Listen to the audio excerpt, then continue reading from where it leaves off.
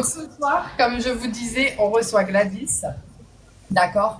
Par là. C'est par là. C'est comme j'ai inversé la caméra, je sais, par rapport aux lettres. Donc on reçoit Gladys. Vendredi prochain, ce sera d'autres personnes. Alors merci déjà Gladys d'être venue ce soir en première, parce que ça me fait super plaisir de te recevoir. Je sais que tu n'as pas beaucoup de temps, mais que tu as pris au moins ce petit temps-là pour nous. Donc merci beaucoup.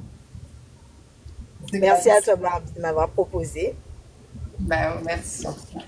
Alors, Gladys, on la connaît par rapport au AirTrack, d'accord? Mais en fait, qui connaît réellement Gladys? Parce que à part le AirTrack, on aimerait en savoir plus ses goûts, ce qu'elle aime faire. Enfin, on a plein de choses à savoir sur Gladys qu'on n'a pas forcément le temps de lui poser comme question. Donc ce soir, le but du live, c'est de connaître Gladys en dehors du AirTrack, d'accord? Donc j'ai noté quelques petites questions. Alors tu as des jokers, hein, s'il y a des questions que tu n'as pas envie de répondre parce que ça reste ça reste personnel, je le prendrai en compte et il n'y a pas de souci, d'accord? Mais j'ai aussi une boîte avec des questions à l'intérieur des abonnés.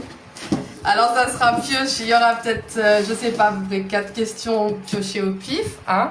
Les questions ont été mises dans les commentaires sous la vidéo. Alors, il faut savoir une chose, c'est que Gladys ne connaît pas les questions, hein. Je vous préviens tout de suite, elle ne sait pas quelles questions je vais lui poser, elle ne sait rien du tout. C'est ça le but de l'interview. Donc, on va en savoir un peu plus sur Gladys. Et si on a encore le temps après le live, après tout ce qu'on a fait, si Gladys a encore le temps, on fera monter 2 ou 3 personnes qui voudront lui poser une question très rapide. Donc, Gladys, à part le AirTrack, qui est Gladys Rodji dans sa vie au quotidien? Que fais-tu quand tu as du temps libre? J'ai dit, ça fait longtemps que j'ai pas vraiment de temps libre, hein, depuis, même bien avant le AirPrac, depuis Moïse et tout ça, toi tu sais, Barbie. Mais quand j'ai du temps libre, ben déjà j'aime beaucoup m'amuser.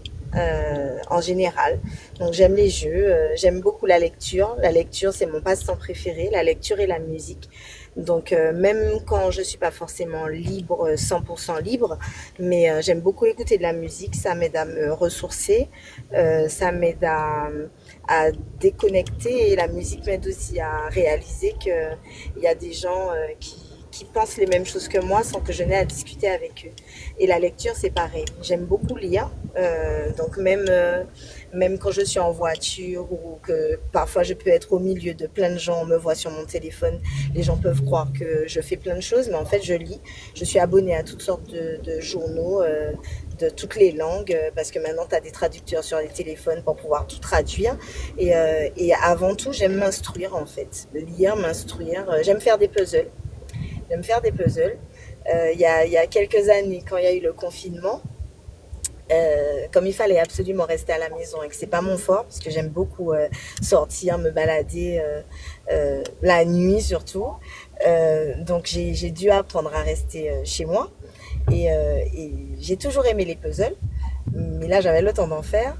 Donc j'avais commencé par un puzzle de 3000 pièces que j'ai fait très rapidement. Ensuite j'en ai acheté un de 5000. Et comme je veux monter en grade, là, dernièrement, pendant en décembre, là, pendant que Rodrigue était incarcéré, je me suis acheté un puzzle de 6000 pièces, que j'ai commencé à trier les pièces. J'ai pas encore vraiment commencé à faire le puzzle, mais ça fait partie des activités que j'aime faire quand je suis seule, parce que je suis une fille unique. J'avais pas de frères et sœurs, moi, quand j'étais petite. Donc, depuis que je suis petite, j'ai pris l'habitude de m'amuser toute seule, en fait. Donc, j'ai des activités qui sont très solitaires, et ça me ressource et ça me permet de me retrouver. Puis après, comme ça, je peux ressortir avec mon grand sourire. Personne ne sait ce qui se passe dans ma tête, mais moi, je sais. Ah ben, super. Et c'est quoi les styles de livres que tu aimes lire? Parce que du coup, si vous voulez offrir un livre ou un puzzle à Gladys, vous avez entendu, hein, elle aime les puzzles, elle aime les livres. Quel style de livre Ben moi, comme je disais, ce sont beaucoup les livres qui traitent de l'histoire, tout ce qui me permet d'apprendre des nouvelles choses, en fait. Je suis pas très roman. très histoire fantasmagorique. Même les films, hein, la télé, je regarde pas souvent la télé. J'ai acheté ma première télé il y a pas très longtemps, à 42 ans, parce que c'est un truc que j'ai jamais acheté de ma vie. J'ai allumé rarement les télés dans les endroits où j'ai habité quand il y en avait. Mais moi, j'avais jamais acheté de télé. Je m'endors devant la télé, c'est très soporifique pour moi, que ce soit la télé, le cinéma, les écrans. Une fois que tu me colles devant un écran, c'est tic-tac, tic-tac, tu sais que dans pas longtemps, je vais m'endormir.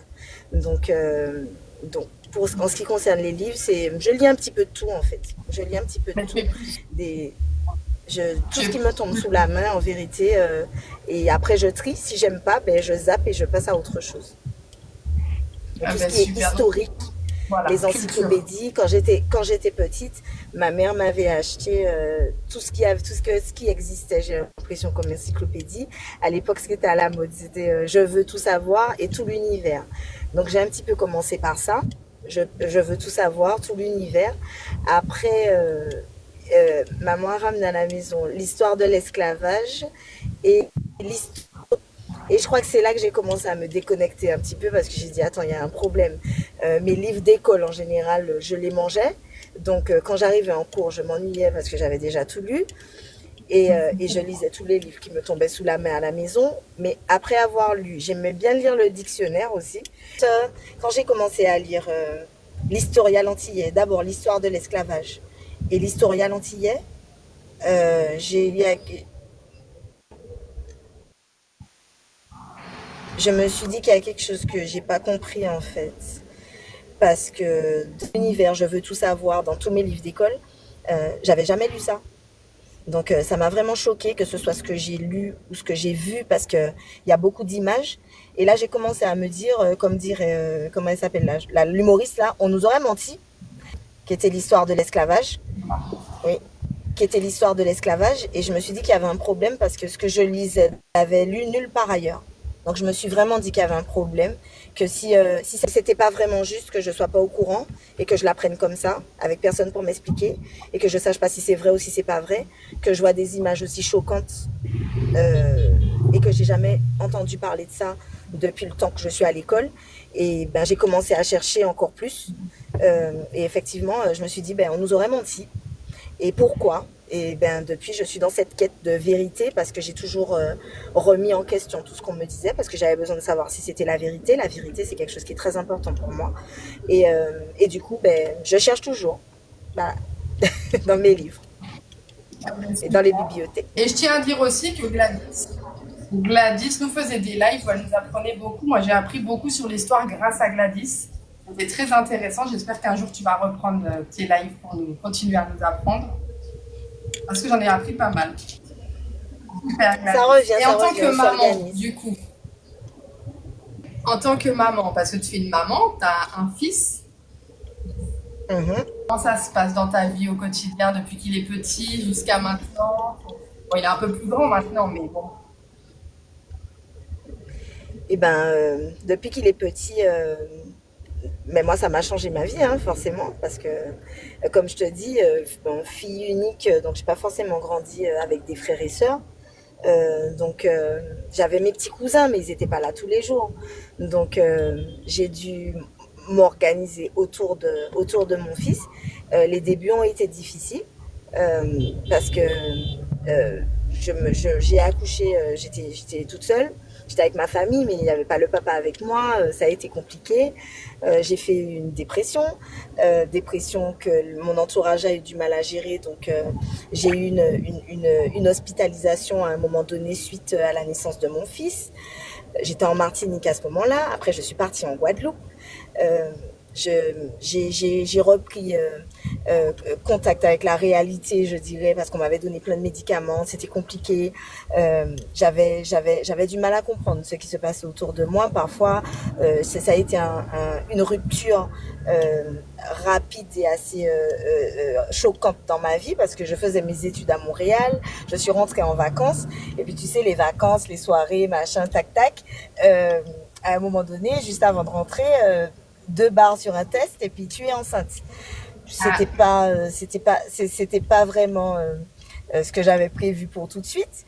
Mais quand j'ai été faire l'échographie, j'ai entendu son cœur battre, je me suis dit bon ok, je vais avoir un bébé. Au moment où tu le dis, c'est pas forcément pareil que quand tu le vis. Surtout avec les circonstances dans lesquelles j'étais à ce moment-là au niveau de ma vie amoureuse quoi. Donc bon, ça a été difficile au début. J'ai eu ma famille pour m'entourer. En Guadeloupe, je me suis retrouvée avec la famille de mon papa, que je connaissais pas forcément très bien, mais j'ai appris à les connaître. Ils m'ont entourée, ils m'ont aidé à me relever. J'ai dû suivre une thérapie que j'ai dû mener à bout jusqu'à ce qu'on me dise, et j'ai trouvé ça super le jour où on me l'a dit, bon, mais Madame Rouget, vous pouvez reprendre une vie normale, conduire, aller travailler, faire tout ce que vous voulez. Et là maintenant, si jamais il y aura pas de problème avec votre fils. Si vous lui faites pas du mal, si vous le martyrisez pas, il y aura plus de problème. Vous nous avez prouvé ce qu'on avait à comprendre de vous. Et maintenant, vous pouvez faire votre vie, il n'y a pas de problème. À partir de là, j'ai recommencé à travailler rapidement. J'habitais à Basse-Terre, j'ai déménagé pour me rapprocher du centre de la Guadeloupe. Je me suis organisée parce que quand tu as perdu une partie, parce que même si ça n'a pas duré longtemps, ça a duré à peu près 1 an, un petit peu plus, mais j'ai raté des choses de la vie de mon fils parce que j'étais pas forcément là tout le temps, parce que avec les médicaments, avec tout ça, t'as pas toujours ta lucidité à 100%. Et à partir de là, j'ai décidé que je voulais plus rien rater. Donc, je me suis occupée de mon fils avec tout l'entourage que j'ai eu autour de moi, mes amis, ma meilleure amie et beaucoup de gens qui m'entouraient. Mais moi, ma seule préoccupation, c'était de calquer ma vie à la sienne. Donc, jusqu'à il n'y a pas très longtemps, dès que mon fils était en vacances, j'étais en vacances aussi. Moi, le truc, les contrats de travail, la vie, pour moi, le travail, c'est pas un mode de vie. Je fais en sorte d'avoir ce qu'il me faut et de ne rien avoir à demander à personne. Mais par contre, ma relation avec mon fils, c'est vraiment à partir du moment où il est arrivé, ce qui m'importait le plus. Donc, j'ai fait en sorte de passer le maximum de temps avec lui. On est très complices. C'est pas mon copain. Mais on est très complices, même si des fois c'est mon copain un petit peu quand même. Mais on partage beaucoup de choses. Je suis très contente parce que de l'homme, du petit homme que je vois qu'il est en train de devenir, parce que je trouve que pour l'instant, il est assez cohérent dans sa personnalité. Il est poli, il est gentil. Et ce que j'aime bien avec lui, c'est que la politesse qui a été l'un des trésors de mon éducation familiale. Le bonjour, le s'il te plaît, le merci, au revoir et tout ce qui, la politesse des rois en fait, moi on me l'a appris et même si je voulais pas apprendre, j'ai appris quand même et même si quand j'ai décidé de sortir ma carte mal élevée, je sais faire, mais je tiens à dire pour toutes les personnes qui ont eu l'occasion de me voir, soit injurier, soit m'énerver, soit me mettre dans des états, que c'est pas ma maman qui m'a appris ça, c'est pas ma famille qui m'a appris ça, j'ai ramassé ça dans la rue et que voilà, ça fait partie de ma boîte à outils. Parfois ça peut servir quand on fait 1m55 les bras levés et 40 kilos toutes mouillées, de trouver autre chose pour pouvoir faire comprendre aux gens que c'est pas parce que t'es petite que ça veut dire qu'on peut te marcher sur les pieds. En attendant, mon fils, il a bien compris en quoi ça consistait la politesse et je suis bien contente de ça et fière de voir que les gens qui le rencontrent, tous mes amis qui le connaissent et qui le croisent même quand je ne suis pas là, me disent à chaque fois qu'il passe, il vient nous dire bonjour, je vais à la salle de sport avec lui, il est super ton fils. Je suis vraiment fière du résultat parce qu'on ne sait jamais à quoi on va aboutir quand on élève des enfants.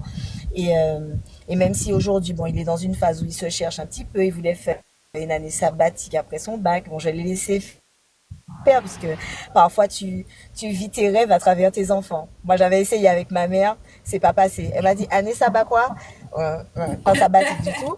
Donc j'ai trouvé autre chose à faire qu'une année sabbatique. Mais lui, il m'a demandé une année sabbatique. Elle arrive à son terme. Donc là, il va falloir qu'il me dise ce qu'il veut faire vraiment maintenant. Mais il est bien. Il est bien. Je regrette pas. À chaque fois, je blague avec lui.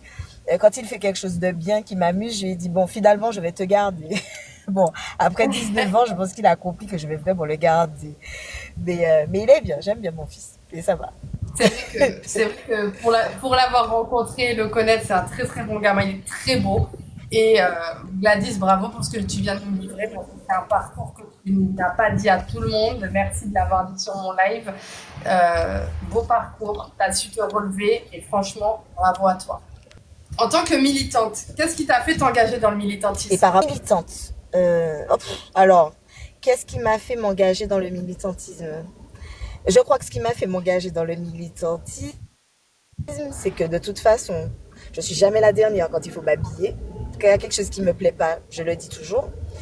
Euh, Quand j'ai été en sixième, bon, déjà, j'ai toujours vu les injustices. Hein. Ce qu'il faut savoir sur moi, j'ai pris du temps à comprendre ce que c'était. Je suis encore en train d'appréhender tout ça parce que quand on t'a pas expliqué, quand tu sais pas ce que c'est, ben, tu vis avec, tu fais comme tu peux. Et à un moment donné, quand tu comprends, tu te dis, ok, maintenant j'ai compris, je sais ce que je vais en faire. Mais je suis hypersensible.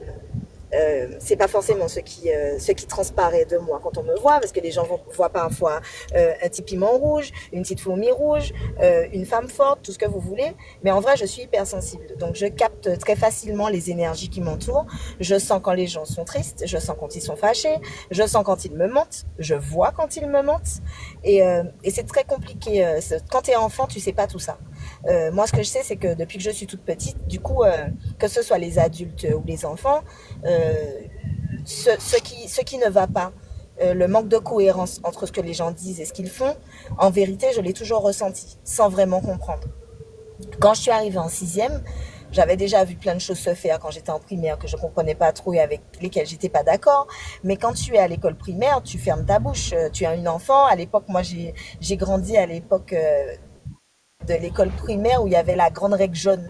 Je ne sais pas si certains de notre génération qui ont eu l'école, qui ont été en classe en Martinique, se souviennent de la règle jaune, la grande règle jaune en bois là. Eh ben moi, à mon époque, il y avait ça, d'accord, à l'école. Et quand tu faisais des conneries, tu prenais des coups de règle jaune. Sauf que toi, tu fais tes classes jusqu'au CM2 et arrivé en sixième, on te dit bon, y aura des élections de délégués de classe et qui est-ce qui veut être délégué? Considérer que j'étais la bonne personne pour aller les défendre au conseil d'administration, au conseil de ceci, au conseil de classe. Et donc, j'ai été déléguée de toutes mes classes. De la sixième jusqu'à ce que j'arrête l'école, j'étais déléguée de toutes mes classes. Donc, je pense que je pourrais dire que mon militantisme a commencé euh, de la de la sixième à la troisième, dans tous les établissements scolaires dans lesquels je suis passée, personne n'a oublié mon passage. J'ai eu des actions assez marquantes. Donc c'est pour ça qu'aujourd'hui, à travers le RPRAC et mes autres actions que j'ai pu mener avant, mes amis, les gens qui ont été en classe avec moi, déjà je l'ai toujours fait. Hier soir, le père de mon fils me disait encore, ouais, mais bon, de toute façon, toi t'as toujours fait ça. Au fond de moi, le besoin de défendre les autres et de pointer du doigt les injustices, pas quelque chose, parce que quand je ne comprends D'ailleurs, notre ancien député, actuel responsable de je sais pas quoi, commission de la vie chère, là, a surveillant quand j'étais au lycée à Technique à l'époque. Donc lui pourrait vous dire que mon militantisme a commencé il y a bien longtemps. Voilà, parce qu'ils ont eu affaire à moi et ils s'en souviennent encore. Et à Montréal aussi, pendant que j'étais là-bas, j'ai vécu une espèce de grève. C'était la grève du Carré Rouge à l'époque, c'était en 2005. Une grève qui est restée dans les annales de l'histoire du Canada, hein, parce qu'ils voulaient couper les bourses des étudiants les plus pauvres. Et bon, moi, j'étais en études là-bas, étudiante étrangère. Bon, à la base, c'est pas mon problème. Hein. Là-bas, toi, quand tu pars, t'es martiniquaise, tu vas étudier là-bas. Tes parents doivent prouver qu'ils peuvent te nourrir, que tu vas pas finir dans la rue, que tu vas pas mendier et que tu as de l'argent pour payer ton loyer, pour tout faire parce que t'as pas le droit de travailler. Mais quand j'ai entendu que les étudiants les plus pauvres qui touchaient des bourses, ils allaient leur couper leur bourse, ça m'a donné envie de vomir. Et moi, je me suis engagée dans la grève avec eux à 3000%. J'ai failli me faire renvoyer chez moi d'un grand coup de pied parce que j'étais dans toutes les manifestations pour tout faire, courir, les CRS qui nous courent après dans le froid. J'ai fait ça. J'ai même colonisé un espace dans mon université, à l'entrée de l'université, avec un grand hall. J'avais mis des grandes, comme NCIS, les trucs quand il y a des crimes, là, les espèces de fils là, qui mettent pour délimiter les zones de crime. J'avais délimité une grande zone, j'avais acheté des bouées, je dormais presque dans le hall de l'université pour faire des pancartes, pour aller faire des manifs. Et en fait, finalement, c'était une grève qu'il y avait sur tout le territoire du Canada. Et au final, c'était par assemblée générale dans tout le Canada que les étudiants décidaient est-ce que oui, on continue la grève ou est-ce qu'on arrête. Donc là-bas, ça se passe par session de cours. Donc tu commences une session et normalement, tu es censé la terminer. Là, au moment, on a fait la grève pendant plus de 2 mois. presque 3 d'ailleurs, je crois. Et au bout de 3 mois, on n'a pas obtenu ce qu'on veut. Et les assemblées générales du Canada tout entier, parce que c'est pas que nous qui décidions, ils ont décidé d'arrêter la grève. J'étais tellement enragée, Barbie, que même si ma session de cours, elle était déjà payée, que voilà, je me suis dit, attends, si j'en ai mon fait user de l'argent pour une session de cours, faire la grève avec eux, et puis ils arrêtent alors qu'on n'a rien gagné. Tu sais que tout le monde est retourné en cours.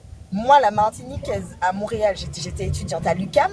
Je suis restée assise sur mes bouées derrière ma barrière NCIS jusqu'à la fin de la session et je les regardais coupables. Je voulais qu'ils se sentent coupables dans leur pays d'avoir arrêté le truc alors qu'on n'avait pas gagné. Moi, j'étais enragée.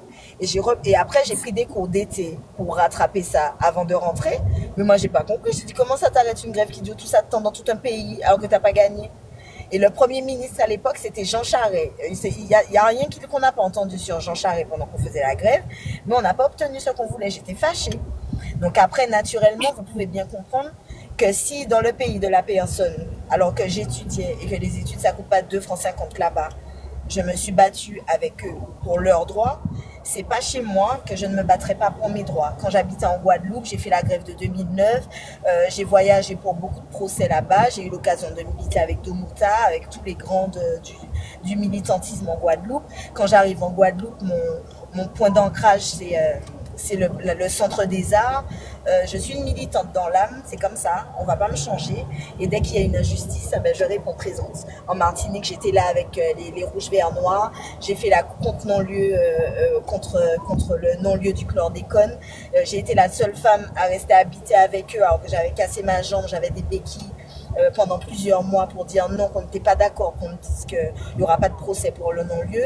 Enfin, quand il y a quelque chose qui ne va pas, si Gladys est au courant, vous allez la trouver, elle est là, elle est pas loin. Voilà. Super. Et le fait que tu es devenu, enfin, selon ton parcours militantisme, est-ce que ta famille, tes amis t'ont soutenu? Est-ce que tu en as perdu en cours de route qui t'ont laissé tomber parce qu'ils n'acceptaient pas le militantisme C'est mon prochain projet. Ok. C'est mon prochain projet au fait. Hein. Militer pour les abonnements internet qui ne fonctionnent pas dans le sud, qui ne fonctionnent pas chez moi non plus, à Fort-de-France. Au militantisme, je te dirais que c'est très aléatoire en fait. Parce que tu sais, ta famille, tes amis, ils ont toujours peur pour toi. C'est pas forcément sécurisant et tu te mets en danger en fait quand tu milites souvent. Donc malgré le fait que souvent les causes pour lesquelles j'ai milité, souvent peu de personnes peuvent me dire que c'était pas des causes justes, mais le fait que tu te mettes en danger, ben forcément les gens ils veulent te protéger et ils sont pas forcément d'accord avec. Tu sais, dans le fait que est-ce que des amis t'ont abandonné, Et ta famille, voilà mon le livre petit, préféré. le petit prince. Ah, elle a été chercher le livre pour me montrer, hein. Donc, du coup, tu nous disais que ta famille et tes amis étaient plus dans la crainte qu'il t'arrive quelque chose. C'était plus dans ce sens-là, en fait. Oui, forcément. En plus, moi, parfois, j'y vais pas avec le dos de la cuillère, quoi. Donc, c'est pas parce que en plus d'être hypersensible, j'ai une autre qualité ou un défaut, je sais pas. C'est des gens qui jugent. Moi, ça me va très bien. C'est que je ressens pas la peur. Donc, quand les gens vont avoir peur pour moi, moi, j'ai pas peur. Donc c'est très compliqué. Parce que quand toi tu vas courir, tu vas foncer droit dans le mur, t'as des gens qui te disent mais non ne fais pas ça parce que machin, parce que fais attention. Alors cette phrase fais attention, j'ai jamais compris ce que ça veut dire. Je fais attention à quoi? Je fais attention en haut, en bas, à côté, je fais attention à quoi? J'ai vraiment du mal avec le concept de faire attention. Je fais mes affaires.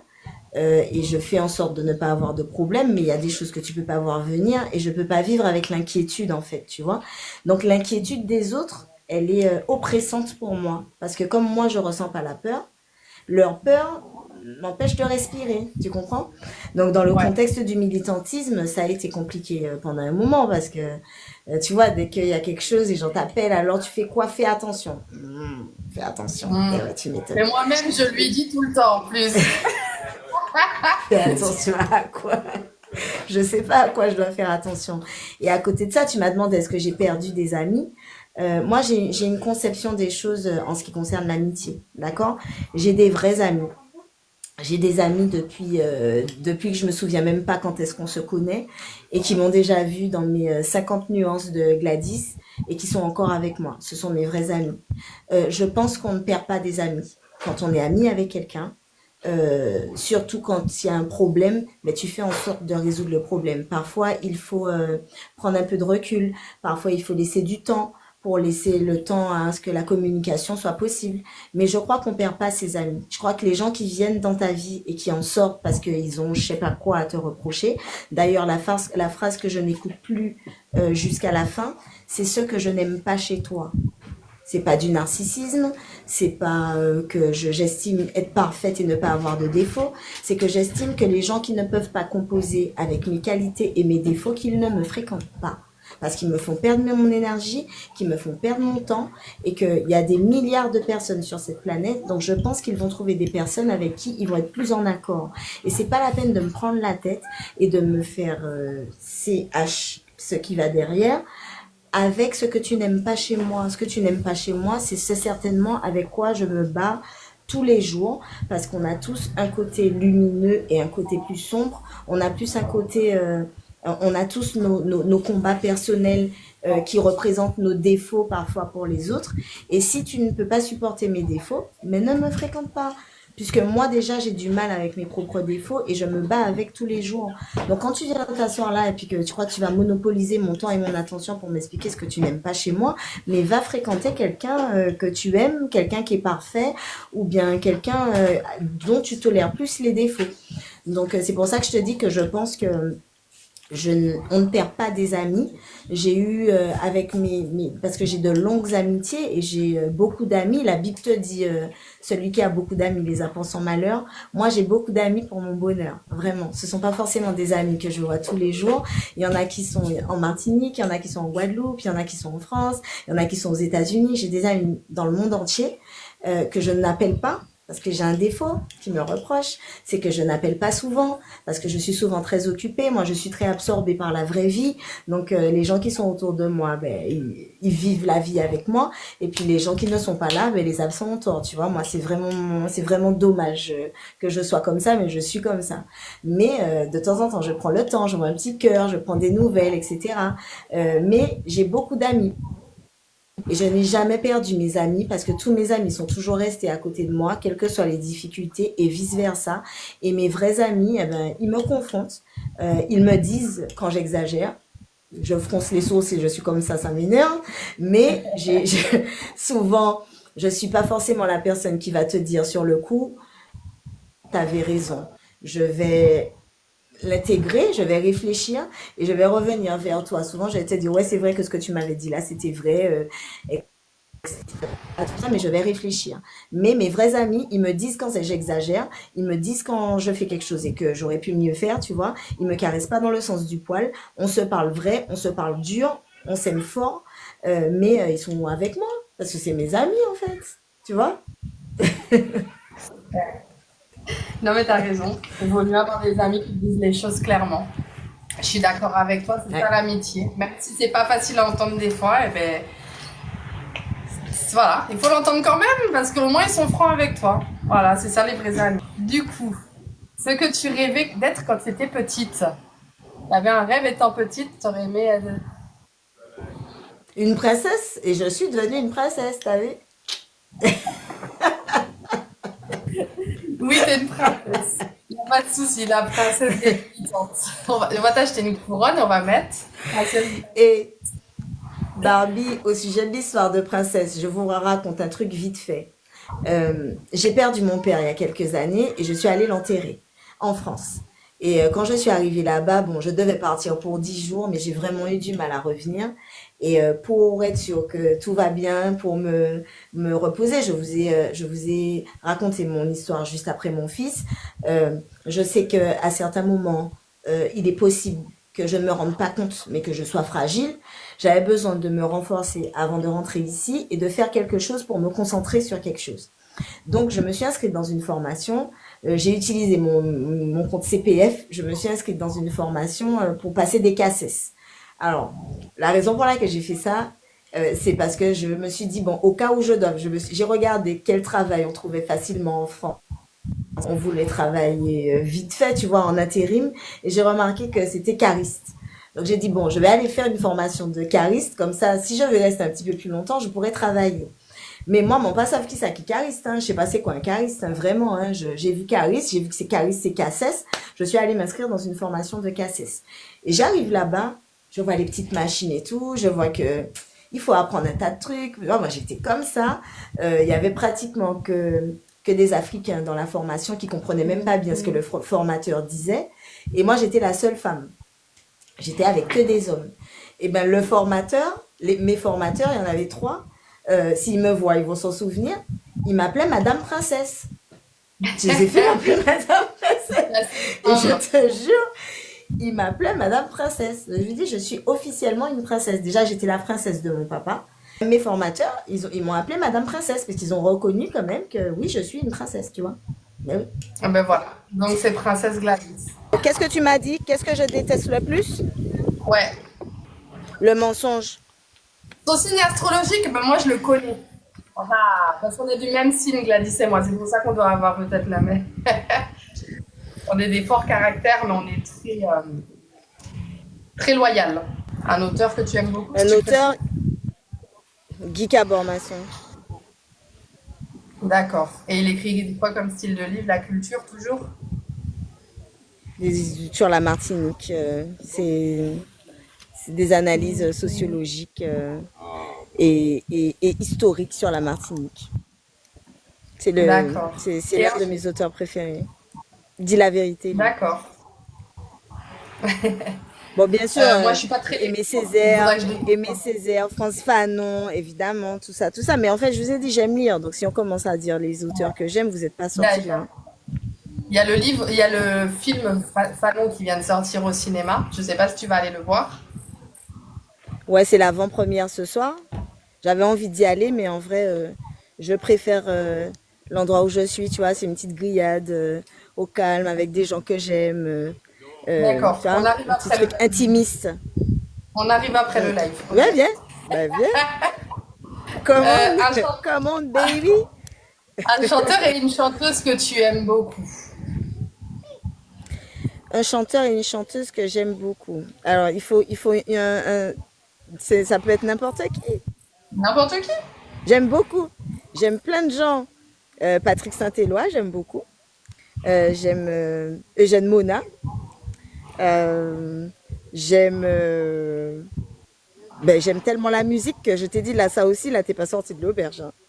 Euh, j'aime Warped.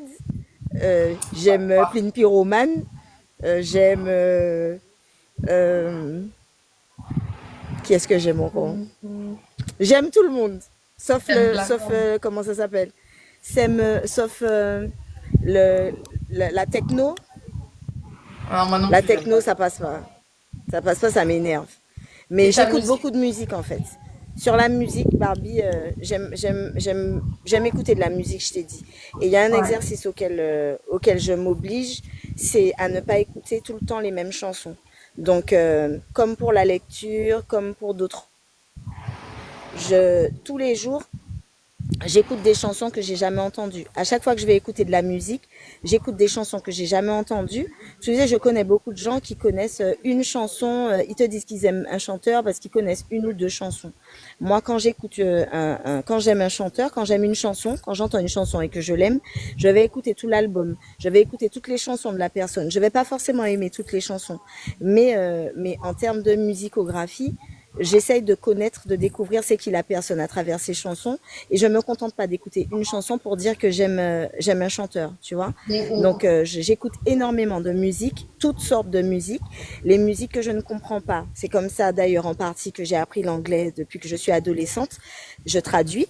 Donc parfois je vais entendre une chanson, j'ai déjà entendu des chansons en russe, en vietnamien. J'aime bien entendre la chanson, j'aime la sonorité, mais je ne sais pas ce que ça veut dire. Alors je vais chercher les paroles, je traduis pour essayer de comprendre ce que la personne dit. Et parfois tu découvres des trésors, tu vois. J'aime beaucoup la musique. Et ta chanson du moment, du coup, c'est quoi? Ma chanson du moment, Les ancêtres et la divinité de Izzy Kenanga. Tous les matins j'écoute ça. Le film, c'était Erin Brockovich. Et ça parle de? C'est un film avec Julia Roberts. C'est un film qui parle d'une femme qui a des problèmes avec... en fait, elle a des problèmes d'argent. Elle a un enfant et elle cherche un travail. Et elle va chercher du boulot partout. Et elle finit par se faire engager comme assistante, enfin, bonsoir. Je sais pas quoi, je sais plus c'était quoi son poste exactement, mais Avocate, non? elle commence Pas à avocate. travailler avec un monsieur qui monte des affaires juridiques, ouais. Et elle commence à aller enquêter sur une pollution dans une ville. Et elle réussit en allant voir les gens, en étant proche des gens, en, en réussissant à les faire parler. Mais Elle oui. réussit, elle réussit à les convaincre qu'il faut qu'ils se battent en fait pour avoir justice parce que c'est des gens qui sont tombés malades aux suites d'un empoisonnement. Et bon, c'est toute l'épopée de comment elle va chez les gens, elle parle avec eux, ils racontent leurs malheurs, les mamans malades, les papas malades.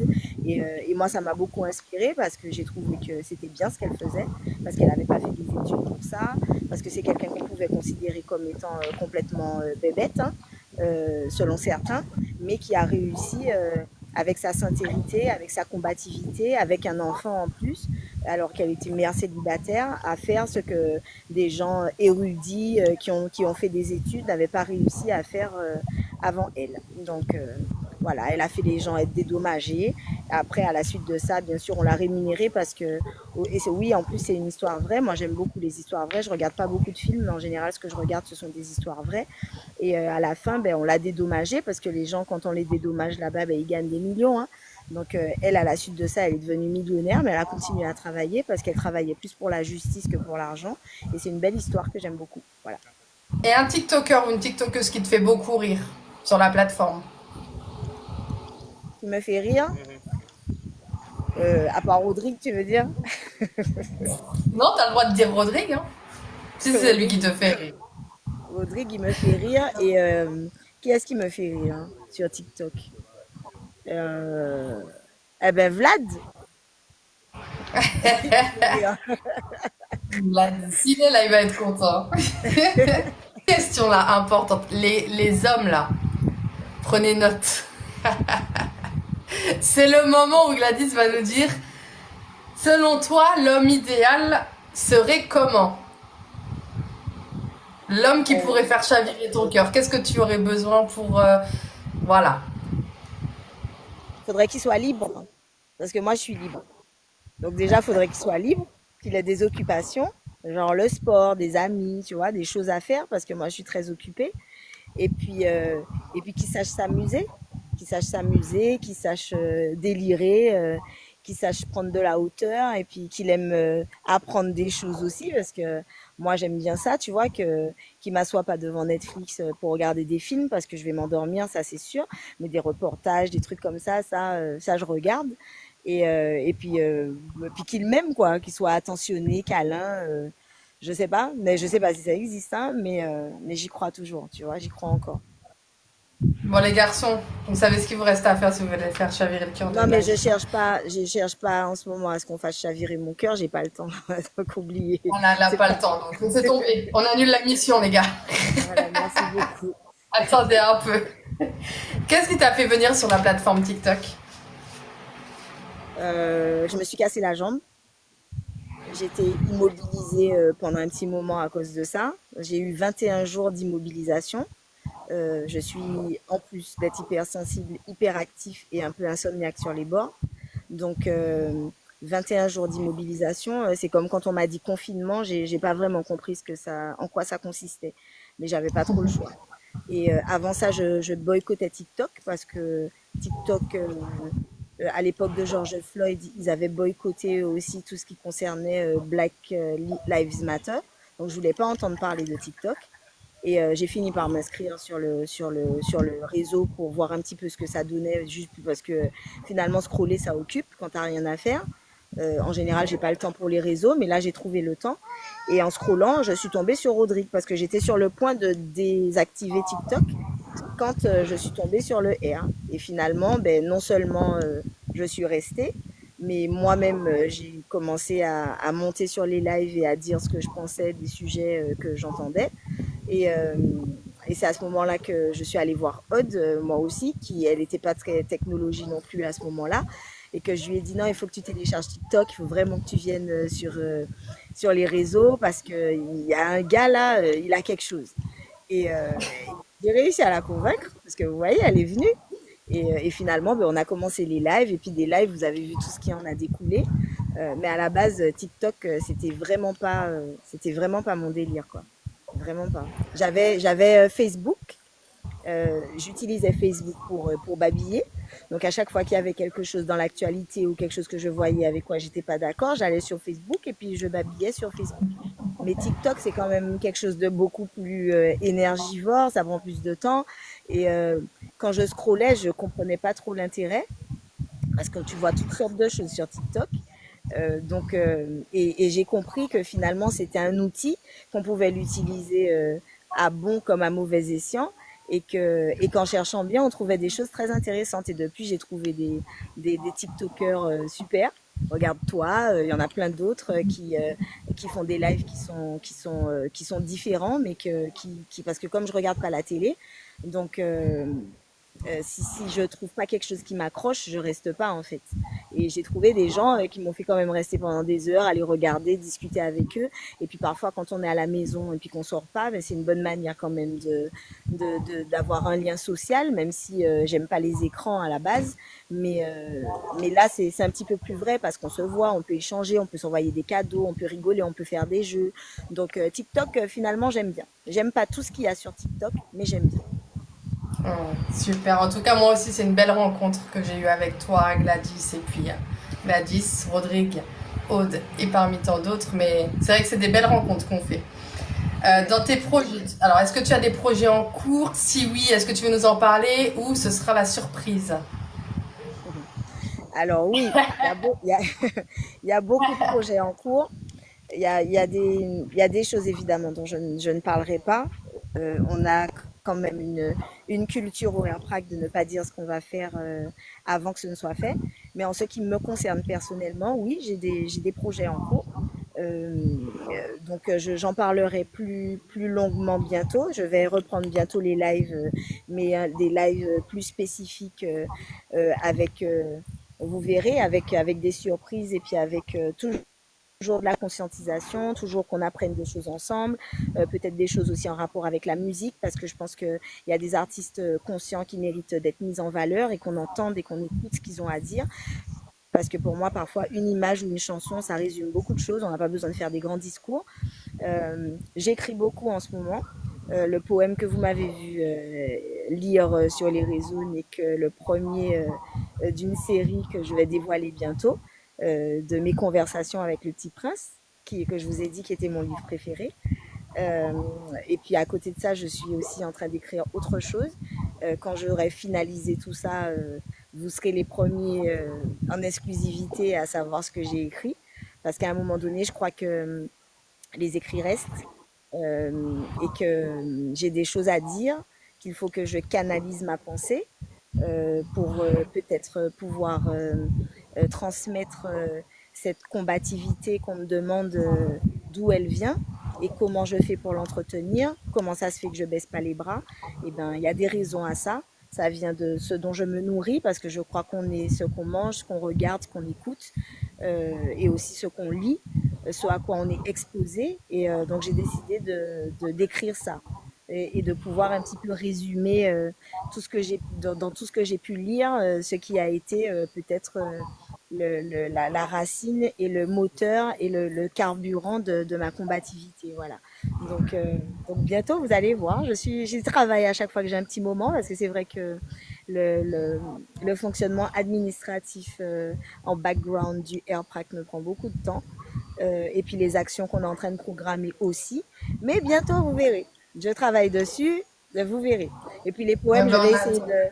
de les sortir au fur et à mesure, même si après, je vais certainement les sortir par écrit. Mais comme il y en a qui peuvent coller à certaines actualités, j'attends que le moment soit venu pour pouvoir sortir ma version poétique de mes conversations avec le petit prince, de ce que je pense, de ce que je vois dans les actualités. Voilà. Comme tu as beaucoup voyagé, j'aurais aimé savoir l'endroit que tu retiens le plus.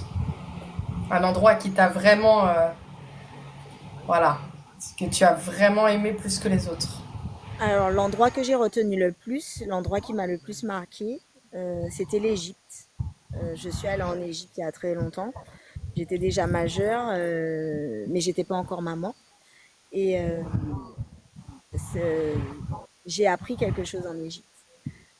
Bon, à part les monuments, le désert, les temples, etc. Je suis arrivée là-bas avec beaucoup de préjugés. Déjà, je suis arrivée là-bas avec des morceaux de vêtements parce qu'on m'avait dit qu'il faisait très chaud. Donc, moi, normal, je suis allée faire les magasins. J'ai acheté des morceaux de haut, des morceaux de jupe. Je suis en vacances. Je pars en vacances dans un pays où on me dit qu'il fait 50 degrés à l'ombre. Donc, je suis partie avec des vêtements qui ne sont pas très habillés.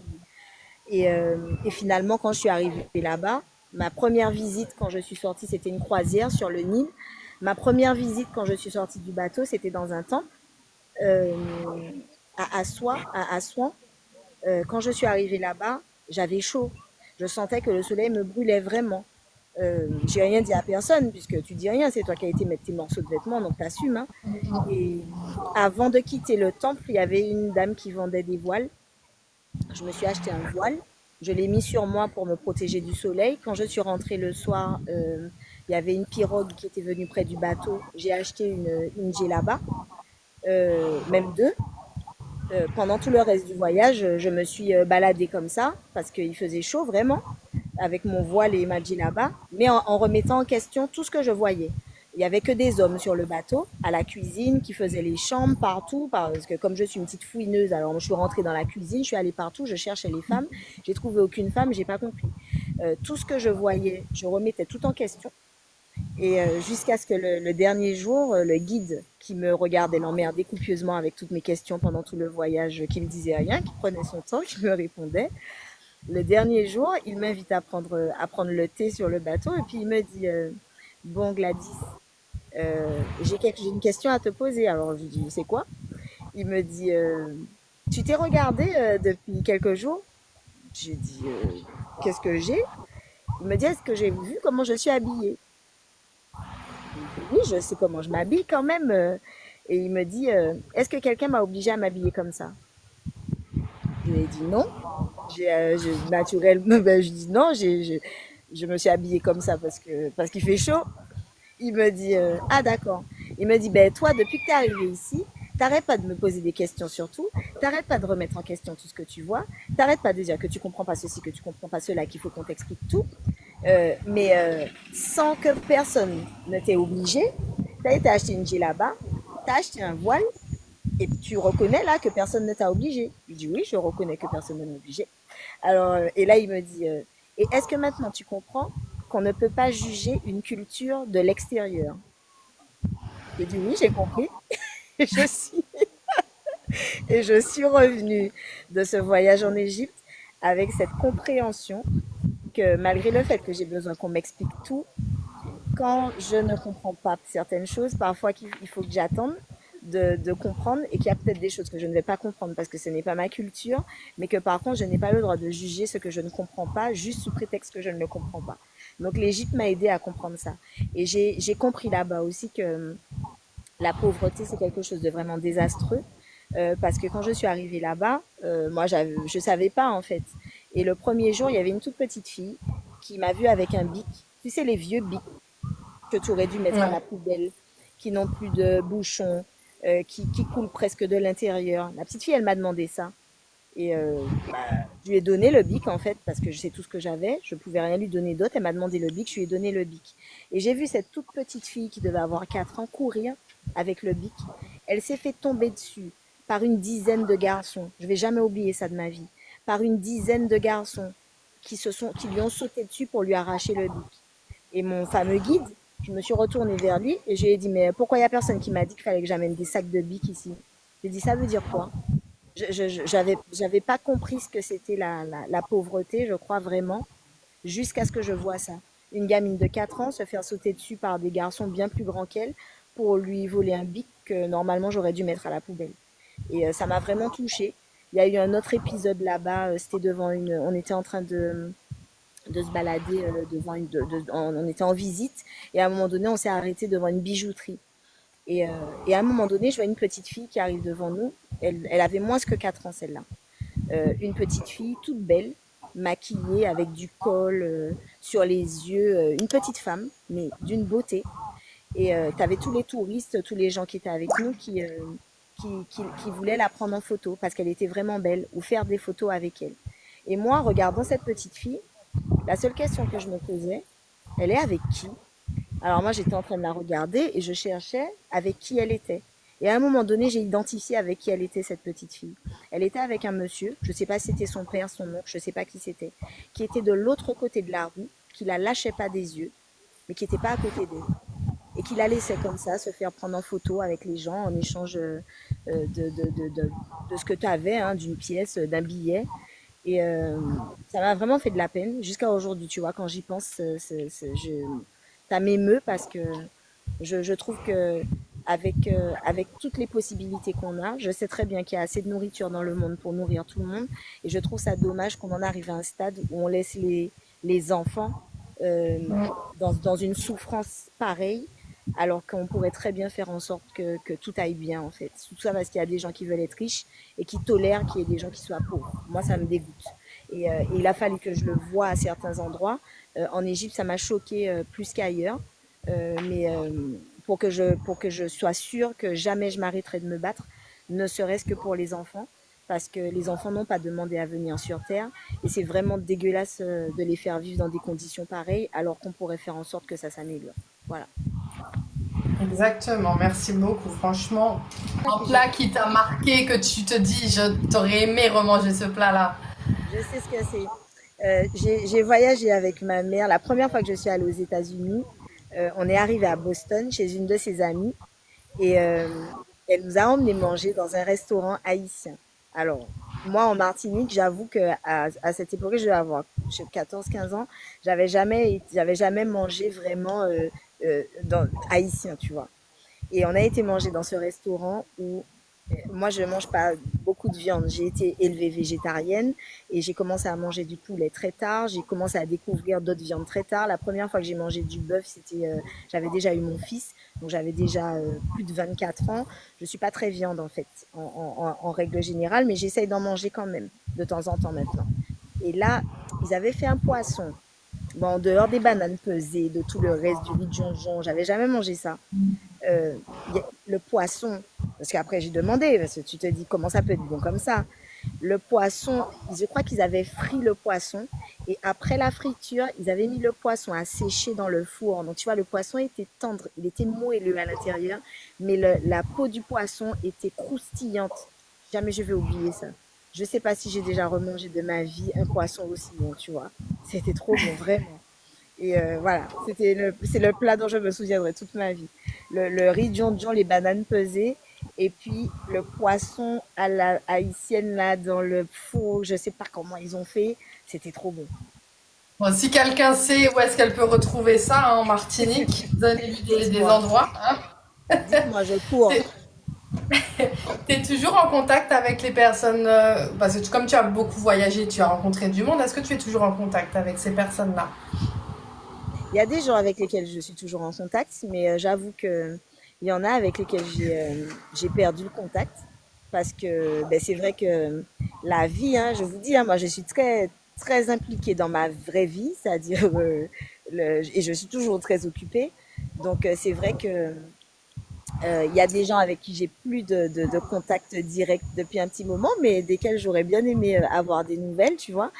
Surtout mes camarades de l'UCAM, avec lesquels j'ai étudié, ceux avec lesquels j'ai fait la grève, tu vois, parce que c'est des belles expériences. Et puis, en règle générale, je me fais facilement des contacts avec les gens.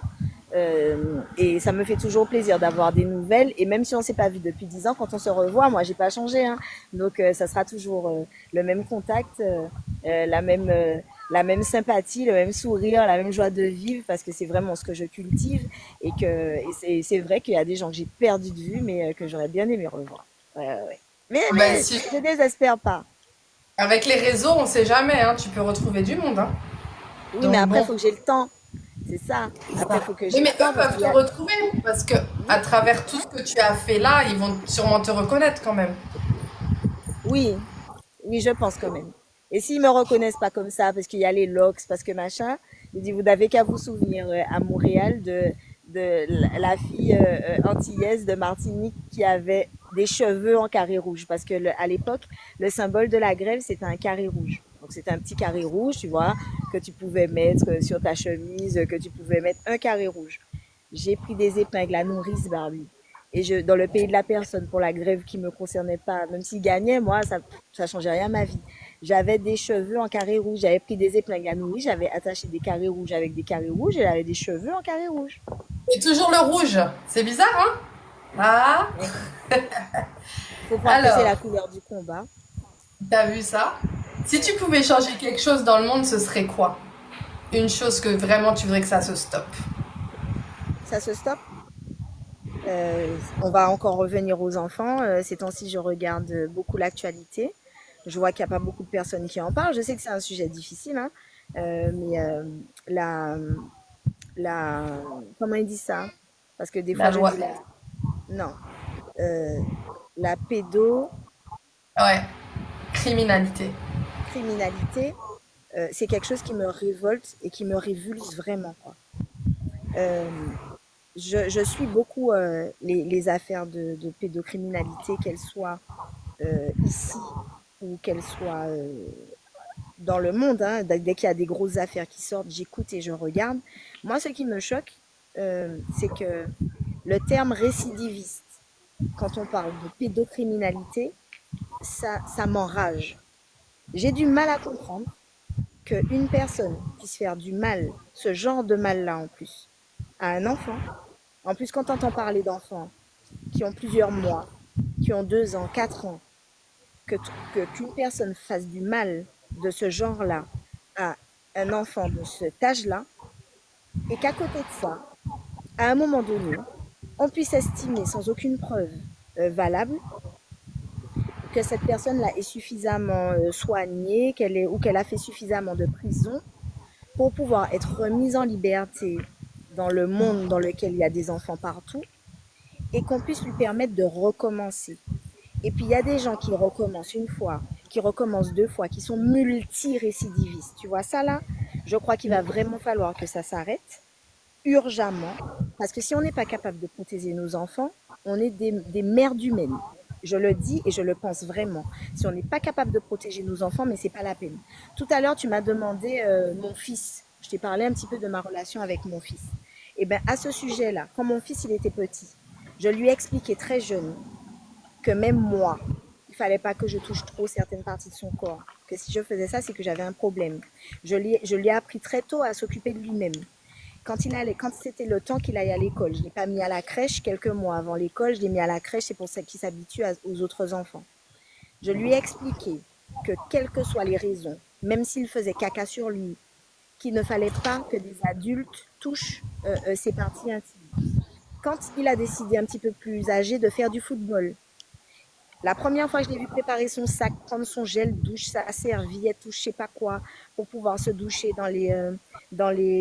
au football. Je lui ai dit non, non, non, ton odeur de sueur ne me dérange pas, sachant que ce qui se passait parfois, avoir entendu le témoignage de certains footballeurs, de certains rugbyman, j'ai fait un peu de rugby sur le tas, de savoir ce qui pouvait se passer, les dérives qui pouvaient y avoir dans les vestiaires, que ce soit des écoles ou bien des vestiaires pour le sport, j'ai dit à mon fils qu'il n'allait pas se doucher là. Parce que lui, il était petit, il y avait des plus grands, il y a les entraîneurs, les machins qui rentrent, qui sortent pendant que tu te douches. Dans le doute, pour que moi pas pousser un village le bain au monde, tu vois, parce que moi je crois pas que je vais faire confiance à la justice pour ça. Je ne sais pas si je pourrais me maîtriser. J'admire les personnes, les parents qui subissent, dont les enfants subissent ce genre de choses, et que j'ai le temps de voir à la télé, oui, la personne a été arrêtée, elle va passer en jugement. Franchement, j'ai une grande admiration, respect.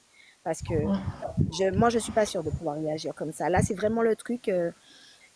Je trouve que c'est inadmissible et je trouve qu'on ne devrait pas donner, jamais on devrait donner l'autorisation et la possibilité à ces gens-là de reproduire encore, même une demi-fois, cet acte-là une fois qu'ils l'ont fait une fois. Tu l'as fait une fois, on te met au banc de la société. Si c'est des médicaments qu'il faut te donner pour que tu manges, tu boives, tu chies, puis après tu ailles dormir, on fait ça.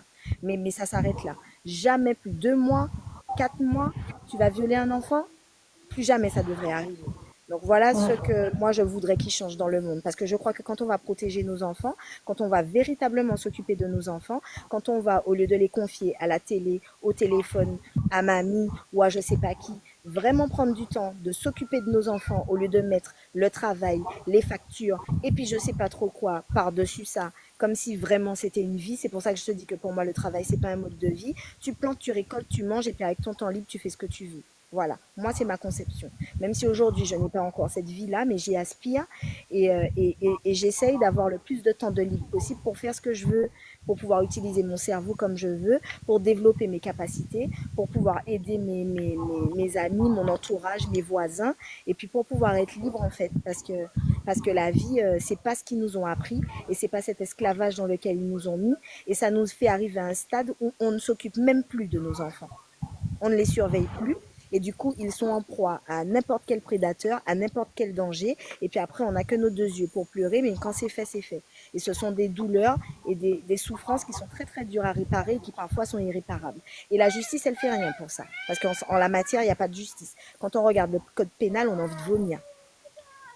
Ouais. Et te connaissant personnellement, je sais à quel point tu es attaché aux enfants. Tu es quelqu'un qui est très proche des enfants. Et d'ailleurs, avec ma fille adore Gladys. Gladys adore ma fille. C'est une imitation, Moi c'est pas aussi. sa deuxième mère. Mais C'est bon. ma poutinette. Hein. Alors, là, je vais finir avec. Après, on va prendre les questions. J'aurais aimé que tu adresses un message à quelqu'un de spécial pour toi. Alors aujourd'hui, si j'ai un message à adresser à quelqu'un de spécial pour moi, ce sera à Rodrigue. Pour lui dire que je suis vraiment contente que c'était ma surprise de la journée, qu'on lui enlève son bracelet. Je sais que le combat n'est pas terminé je voudrais lui dire à quel point j'admire son altruisme, son sens du sacrifice et sa capacité à encaisser tous les coups en gardant le sourire et en réussissant à ironiser quand même. Parce que je pense que le plus difficile dans certaines situations, c'est de réussir à rigoler, à rire, à sourire quand rien ne va. Et si j'ai trouvé un miroir quelque part en dehors du combat et en dehors de tout le reste, euh, là où on est un peu en miroir dans nos personnalités sur ça, d'ailleurs certaines personnes me le reprochent, mais ça me passe là, parce que le sourire c'est une thérapie. Il y a des gens qui mériteraient de sourire un petit peu plus, tu vois, ça leur ferait du bien. Mais cette capacité de pouvoir, d'autodérision, de réussir à rigoler de ce qui n'est vraiment pas drôle et de souffrir en souriant et de réussir à se moquer de soi-même, c'est quelque chose que j'admire chez lui et j'espère qu'il profite bien de sa liberté. Voyez, moi, quand j'ai appris ça, il y avait les embouteillages, c'était à Ducos, j'ai pas pu me rendre à la prison. Euh, c'est pas mon si à moi, j'ai pas besoin d'être à côté de lui tout le temps. C'est quand c'est important que je suis là. Mais par contre, je souhaite qu'à partir de maintenant, qu'on essaye de faire en sorte que ça nous arrive plus jamais. Euh, Ouais. je sais que la prudence, je vous l'ai dit tout à l'heure, je suis la première. C'est difficile pour moi, le fais attention, fais attention, fais attention. Mais peut-être qu'il faut qu'on apprenne à faire attention, mon frère. Pour qu'on essaye de durer dans le combat et puis qu'on passe moins notre temps au tribunal parce qu'on a des choses bien plus grandes à faire que d'avoir des bracelets et aller au tribunal. Et parfois, le fait qu'on soit tellement spontané et qu'on réfléchisse pas forcément 150 fois avant d'ouvrir la bouche, eh bien ça nous amène dans des problèmes qu'on peut éviter. Donc ça n'empêche pas la sincérité, ça n'empêche pas la combativité, mais on a des grandes choses à faire et on est mieux quand on est libre. Alors même si je sais que la série des injustices n'est pas terminée hein, en ce qui concerne Rodrigue, mais le temps qu'on lui donnera d'arrêter de l'embêter et qu'il puisse être 100% maître et libre de son temps, eh ben je suis contente parce que moi la liberté c'est ce que j'ai toujours le plus chéri et c'est ce qui est le plus important pour moi et je sais que c'est ce qui est le plus important pour lui aussi. Donc profite de ta liberté mon frère. Api, ayen pou yo, nou pa kaladji ayen ba yo. Aïe, aïe, pouillot. Ayen même, la jol ba yo, bracelet ba Voilà. yo. Ouais. Bon, Gladys, je vais piocher 3 questions. T'as le Yosh, droit, yosh. t'as le droit au joker. Si tu veux pas répondre, je change de question. ce que je comprendrais. Bon, je D'accord. prends au pif, hein. Vous voyez bien, hein, c'est fermé, d'accord. La question qu'il y a eu dans les commentaires en dessous de ta vidéo. Ok. Serais-tu prête à soutenir des personnes en situation de handicap et parler de leurs conditions de la part de Cœur Disponible? Bien sûr, bien sûr. Alors moi c'est à cette question, déjà, je dirais bien sûr. Et en plus de dire bien sûr, je vous dirais que parfois, pris par les obligations et les urgences quotidiennes, on ne pense pas forcément ou on n'est pas forcément au courant de certaines choses. On a une boîte email au AirPrac, même si ce soir on ne parle pas du AirPrac, airpracmartinique@gmail.com. Pour ceux qui connaissent l'adresse, s'il vous plaît, mettez-la dans les commentaires. Quand il y a quelque chose, si vous voulez qu'on mette quelque chose en lumière, je ne suis pas toute seule. Il y a Jen Flo, il y a Lucien qui est là en ce moment, il y a Barbie. On est beaucoup à être là et qui pouvons mettre en lumière certains problèmes et faire circuler certains témoignages. En vrai, TikTok ne nous sert qu'à ça, à pouvoir mettre en lumière ce qui ne va pas et à voir ensemble ce qu'on pourrait améliorer. Donc, quand il y a quelque chose, n'hésitez pas, quel que soit le sujet, hein. Il n'y a aucun sujet qu'il faut mettre de côté à partir du moment où ça plonge les gens dans la difficulté et dans le désespoir. Donc contactez-nous et puis nous on va voir ce qu'on peut faire. Si c'est pas moi toute seule, ça sera moi avec Barbie. Si moi je ne peux pas, ben, ça sera quelqu'un d'autre. Sinon je me rendrai disponible parce que le temps ça se gère en fait. Donc faut vraiment pas hésiter. Et oui bien sûr qu'il y a une vraie lutte à faire pour les personnes en situation de handicap. Et bien sûr qu'on serait heureux de pouvoir participer à cette lutte de la meilleure manière possible. Et il n'y a pas mieux que les personnes en situation de handicap pour nous dire ce qu'il faut faire pour eux. On n'a pas la science infuse, c'est à eux de nous dire. Après, on va voir avec la législation, avec les administrations, avec tout ça. Mais vous avez vu, et on commence à voir avec le combat contre la vie chère, que quand on se bat avec détermination et qu'on lâche rien, même si on n'a pas tout en même temps, mais au fur et à mesure, on gagne du terrain sur eux parce qu'à un moment donné, ils sont bien obligés de faire quelque chose et surtout de respecter leurs lois. Voilà. On passe à la suivante.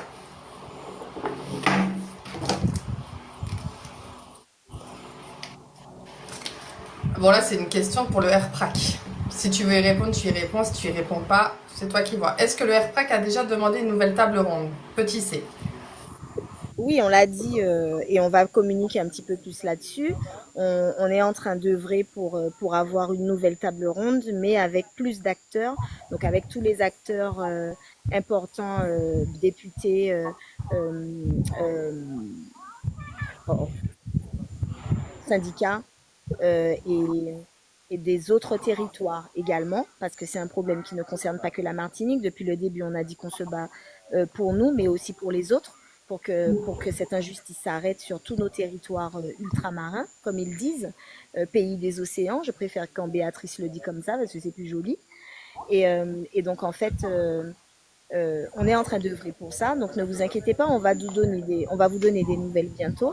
Mais oui, oui, et puis moi, si la table n'était pas ronde, ça m'irait mieux, hein, parce qu'apparemment, avec les tables rondes, ils nous font bien tourner en rond. Donc s'il faut qu'elles soient triangulaires, octogonales, ce qu'ils veulent, mais l'essentiel c'est que vraiment le combat avance et que les choses s'arrangent. Voilà. Alors, alors là, elle est longue, celle-ci. Maman. D'où vient cette détermination à mener le combat sur la vie chère? Que penses-tu qu'il manque pour y parvenir? Taquéon. Alors, j'écris l'adresse et je te Vas-y. réponds. Ok. Alors, d'où me vient cette détermination dans le combat contre la vie chère? Ben, du même endroit où la détermination me vient pour tous les combats que j'ai déjà menés dans ma vie, déjà personnellement, je vous en ai un peu parlé tout à l'heure, parce que je pense que quand il y a quelque chose qui ne va pas, ben, il faut faire tout ce qui est en notre pouvoir pour que ça puisse s'arranger et que accepter l'inacceptable, c'est pas permis en fait. Parce qu'il y a des gens qui ont la capacité de prendre sur eux et puis de tenir même quand ça ne va pas. Mais il y a des populations fragiles qui, quand elles se retrouvent dans certaines situations, finissent dans le désespoir par se faire du mal, par faire du mal aux autres et parfois même à sauter la vie. Donc il y a un moment donné, quand on sait que c'est pas normal et qu'on peut faire quelque chose pour que ça s'arrange, eh bien, on fait quelque chose pour que ça s'arrange. La souffrance que j'ai vue autour de moi, le fait de moi-même, même si je gagne pas beaucoup d'argent, mais de ne plus être capable d'aider le peu de personnes, parce que dans ma famille, dans mon éducation, on m'a appris que quand il y en a pour un, il y en a pour deux, quand il y en a pour deux, il y en a pour quatre. Et quand tu vois que même pour toi, il n'y en a pas assez, donc que tu peux pas aider les gens qui sont dans plus de difficultés que toi, parce que toi-même, tu as du mal à t'en sortir, et que tu vois qu'ils souffrent encore plus que toi, mais que tu peux rien faire pour eux, ben après, tu vas chercher l'aide là où elle est. Et même si je prie, même si spirituellement, je demande l'aide de ce que je ne vois pas, de ce que je ne vois pas, tu vois. Mais je voyais pas l'aide arriver, je voyais pas les choses changer, je les voyais empirer. Donc il était temps de faire quelque chose. Depuis 2009, il n'y avait rien qui bougeait.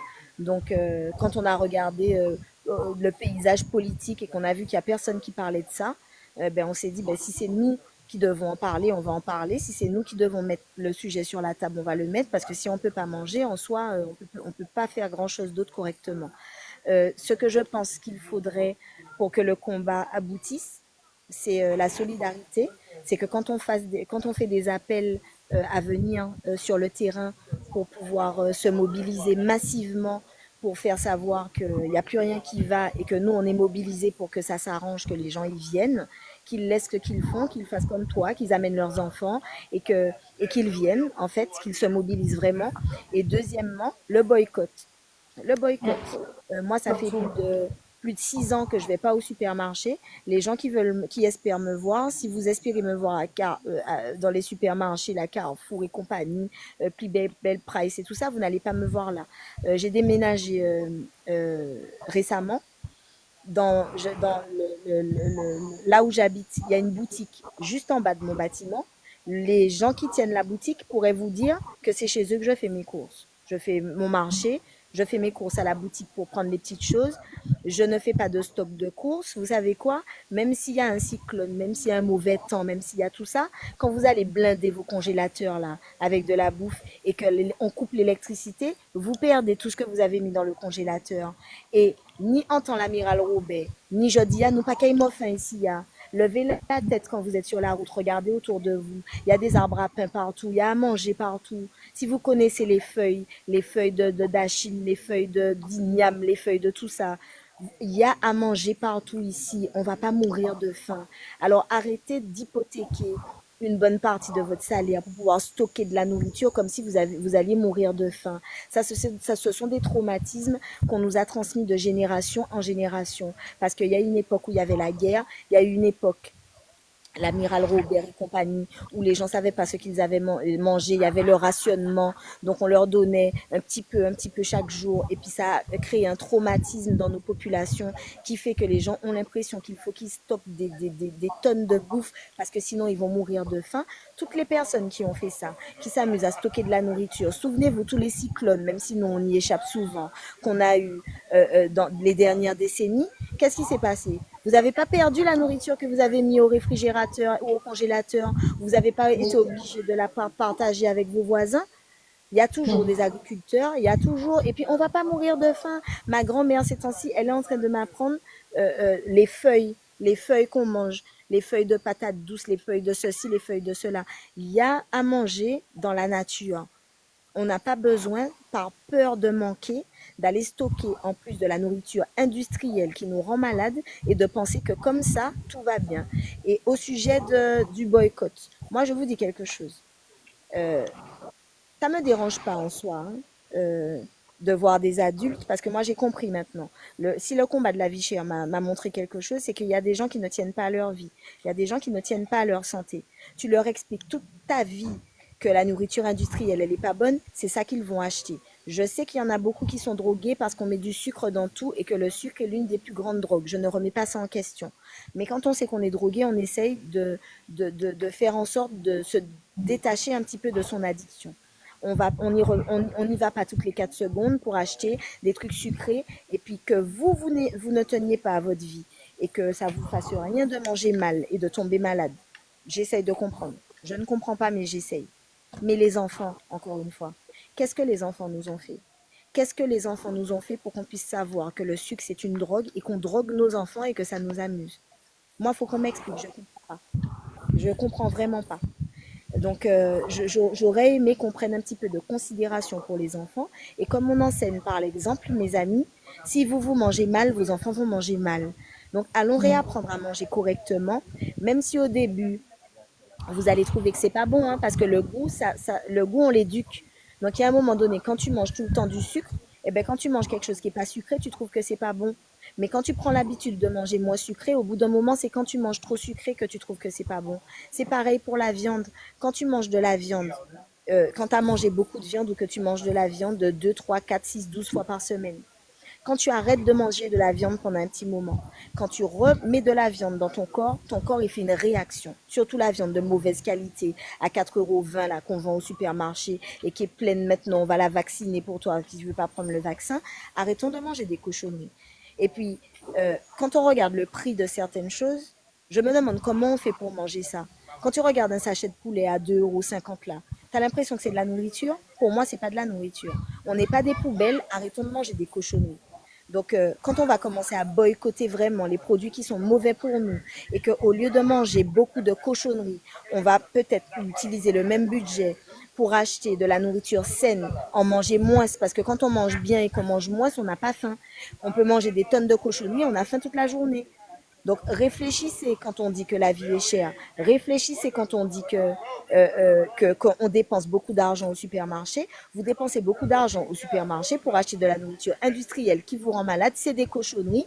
Après, vous avez encore faim. Comme c'est des trucs qui sont pleins de sucre, vous avez envie d'en manger toute la journée. Donc ouais, vous dépensez plein d'argent.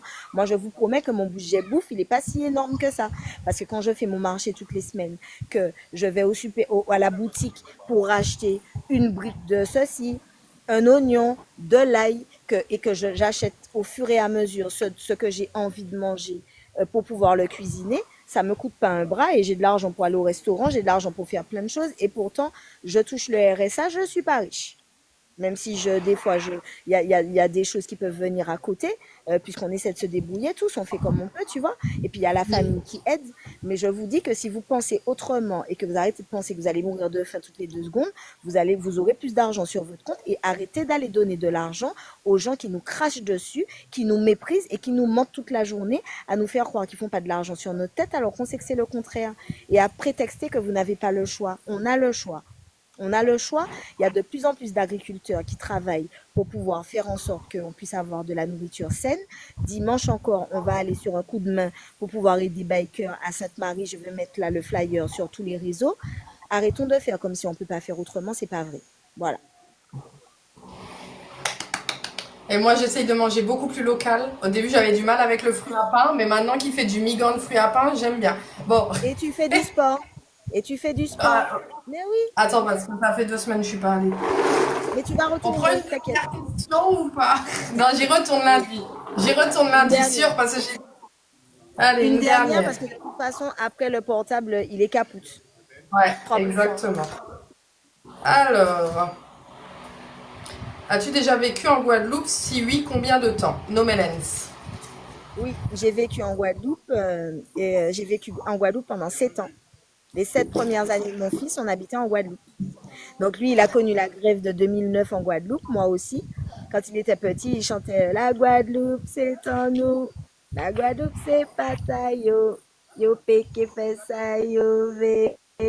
Adam, pays en nous. Ouais, on a vécu en Guadeloupe. Super. Pour l'adresse mail, vous pouvez la retrouver sur l'Instagram du RPRAC, il me semble, c'est ça? Pour l'adresse mail pour écrire. Oui. Donc, vous la remettrez dans la vidéo. Gladys, est-ce que tu veux laisser monter une ou deux personnes ou est-ce que tu... C'est bon, là, tu es fatiguée parce qu'on peut comprendre aussi, hein, Gladys, ça fait un moment Fait, qu'elle est là avec nous. vite fait, mais il faut que j'aille chercher le. Fais-les monter déjà. Il faut que j'aille chercher la Alors, batterie. faites Parce que le compte monter va s'éteindre. une ou deux personnes. Bonsoir. Faites votre Ça va? demande. Par contre, question rapide, les amis. Question rapide et concrète, d'accord? Pas de trucs Oui. si vous avez des La questions. batterie, tu l'as? On va pas rester 3 ans sur la même question.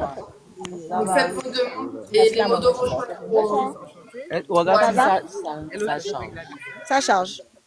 Alors, 2 questions. 3 grands maximum. Parce que j'ai vraiment pas de basket.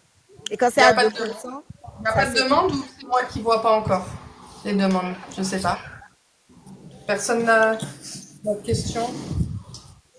En tout cas, merci beaucoup Gladys de nous avoir. Il n'y a pas? Et personne ne veut monter alors. La personne, c'est bon, Gladys a répondu. En même temps, j'ai envie de te dire, quand tu as préparé une fiche comme ça, là, depuis le matin, je pense que elle a répondu un peu à toutes nos questions et merci beaucoup. Tu m'autorises à republier la vidéo sur YouTube, Gladys? Oui, bien sûr, avec J'enverrai plaisir. Bon, aussi. tu auras un petit montage à faire, j'ai l'impression, avec toutes les coupures, les machins, les trucs. Je suis désolée, mais Non, c'est pas ta faute. Mais je t'enverrai la vidéo aussi parce que je crois que Rodrigue avait dit si tu veux la partager ou autre. d'accord. Euh, Ok. Est-ce que je sais pas. Non, mais il faut faire la demande pour monter les amis pour poser la question. Elle a tout dit, c'est ça. Tout a Alors, été.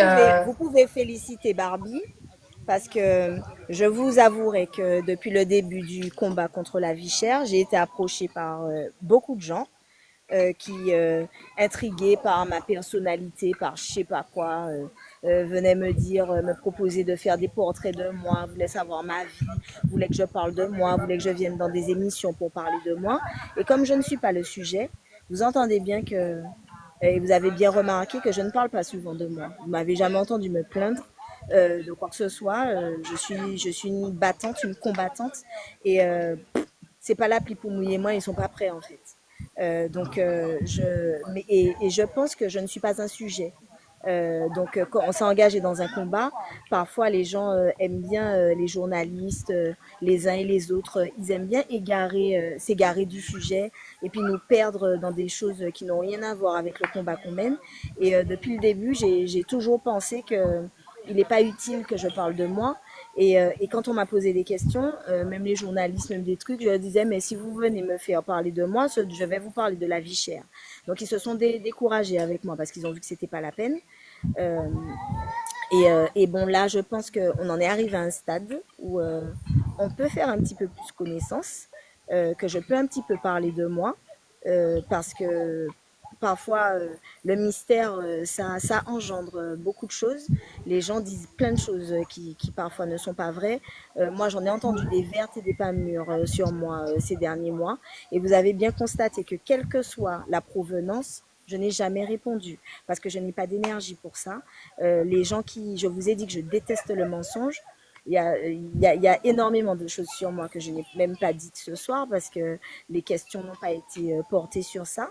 Mais bon, j'ai eu une vie très riche. J'ai eu une famille qui m'a permis, une maman surtout, qui aimait les voyages, qui aimait les livres. Il y avait des CD chez moi, j'avais une bibliothèque extraordinaire qui ne m'a pas permis d'aller traîner dans la rue, qui n'a pas fait comme certains parents m'abandonner chez grand-mère, chez tati, chez XYZ quand elle allait faire un voyage, qui m'a transporté dans ses valises partout où elle est allée, qui travaillait énormément, qui a travaillé dur pour avoir tout ce qu'elle avait et qui avait pour souci premier mon éducation et mon intelligence. Ma mère m'a fait faire des dictées jusqu'à la seconde. On faisait plus de dictées. C'était terminé. Moi, elle me faisait faire des dictées parce qu'elle tenait à ce que je parle correctement le français de la France. Elle tenait à ce que je l'écrive parfaitement et que qu'à ce niveau-là, que personne ne passe à pas les bas, moi. Donc, il y a un moment où tu as conscience de la chance que tu as, parce que je sais que tout le monde n'a pas eu la chance que j'ai, et c'est parce que depuis l'école, j'ai eu conscience que la chance que j'avais d'avoir une maman qui se préoccupe autant de moi, autant de mon bien-être, autant d'augmenter mes capacités et de faire en sorte que j'ai le plus de chances possible pour réussir dans la vie. Comme j'ai compris que tout le monde n'avait pas ma chance, depuis la sixième, je vous dis, j'étais déléguée de mes classes et j'ai fait en sorte de me battre à chaque fois que j'ai pu pour ceux qui n'avaient pas ma chance. Je n'ai jamais considéré que sous prétexte que je pouvais voyager, que moi je pouvais avoir les vêtements de marque, ma mère a essayé de m'en acheter même au lycée, je voulais pas en avoir parce que je voulais pas qu'on me considère différemment que mes camarades de classe. Je voulais être comme tout le monde en fait et je voulais pas que les moyens entre guillemets que supérieurs par rapport à certains. On n'était pas riches, hein, mais ma mère savait bien utiliser son argent pour qu'on puisse se faire plaisir. Et à ce moment-là, j'ai compris que les différences au niveau de l'argent, de l'économie, de ce que toi tu peux t'acheter et que quelqu'un d'autre ne peut pas s'acheter, ça ne fait pas une personnalité. Ça ne construit pas des relations en fait. Et les personnes qui basent la manière dont ils se comportent avec les gens sur leurs moyens, sur ce qu'ils ont et de ce qu'ils n'ont pas, pour moi, tout ça c'est du fake. C'est ce que les gens sont qui m'intéresse. Et moi, j'essaye de cultiver mon cœur pour qu'il reste pur. J'essaye de rester humble, même si des fois c'est pas facile. Surtout en ce moment, quand tout le monde t'encense, te dit bravo, même si c'est pas tout le monde, hein, te dit bravo, c'est bien ce que tu fais, merci. Quand parfois même on en arrive à une phase où on te parle de Trinité, on te dit, moi, j'essaye de juste considérer que je suis et je serai toujours euh, une petite femme qui aime beaucoup, même si c'est pas forcément ce qui transparaît toujours de moi, parce que j'ai mon petit caractère et que je caresse pas les gens dans le sens du poil. Quand je vois qu'ils se font du mal à eux-mêmes ou qu'ils me regardent dans les yeux, je leur demande est-ce que ça va? Ils me disent ça va alors que ça ne va pas. J'aime pas qu'on me mente. Je crois que je l'ai suffisamment répété. J'aime pas le mensonge et j'aime pas qu'on me mente. La première étape pour pouvoir réussir à améliorer sa vie, c'est de reconnaître quand quelque chose ne va pas bien et d'identifier ce qui ne va pas bien pour pouvoir avancer. Si vous vous mentez à vous-même et que vous mentez à votre entourage quand vous n'allez pas bien, vous n'allez jamais évoluer. Il faut dire ce qui ne va pas et à partir du moment où on identifie le problème, on peut trouver des gens pour s'aider. Je vous ai raconté une toute petite partie de ma vie. J'ai eu des problèmes, mais j'ai toujours considéré que tout problème a une solution. Et quand on dit à son entourage ce qui ne va pas, les gens qui sont autour de nous peuvent nous aider. Donc, allons arrêter avec la fierté mal placée. Quand on a des dettes et puis qu'on est surendetté, eh bien, on fait un dossier de surendettement. Vous avez entendu, le France Antilles vous a dit la semaine dernière qu'une personne sur deux sur la zone Cassem devient par rapport à la vie chère, et c'est pas quelque chose que nous on a provoqué, c'est eux qui nous font ça, et incapable de payer son loyer, mais qu'il y a des assistantes sociales, il y a des recours, il y a des choses qu'on peut faire pour ne pas en arriver au stade du désespoir et puis de se retrouver à la rue et de pas savoir quoi faire. Allez voir qui de droit, prenez les renseignements, appelez, allez voir des assistantes sociales si vous avez des problèmes. On a dit qu'il y a des budgets. Les budgets ne sont certainement pas illimités, mais ne vous laissez pas arriver au stade du désespoir et de la dépression pour pouvoir tirer la sonnette d'alarme, dire que quelque chose ne va pas. Allez voir un médecin quand ça ne va pas, aller voir un psychologue, ça m'est arrivé, et puis se confier, dire ce qui ne va pas, aller chercher dans son passé ce qui nous a blessés, et puis réussir à traverser les problèmes qu'on a eus pour aller mieux, ça ne veut pas dire qu'on est faible. Et de toute façon, quand on ne va pas bien, il faut trouver un moyen d'aller mieux. Et c'est pas parce que tu vas avoir un psychologue, c'est pas parce que pendant quelque temps, on t'a envoyé à l'hôpital pour pouvoir te soigner, pour te sécuriser, pour te mettre au calme, et puis pour trouver la solution, pour voir comment tu peux aller mieux. C'est pas parce que tu as pris un traitement pendant un petit moment ou que en ce moment tu prends des médicaments que ça veut dire que tu es fou en fait. Le monde est fou.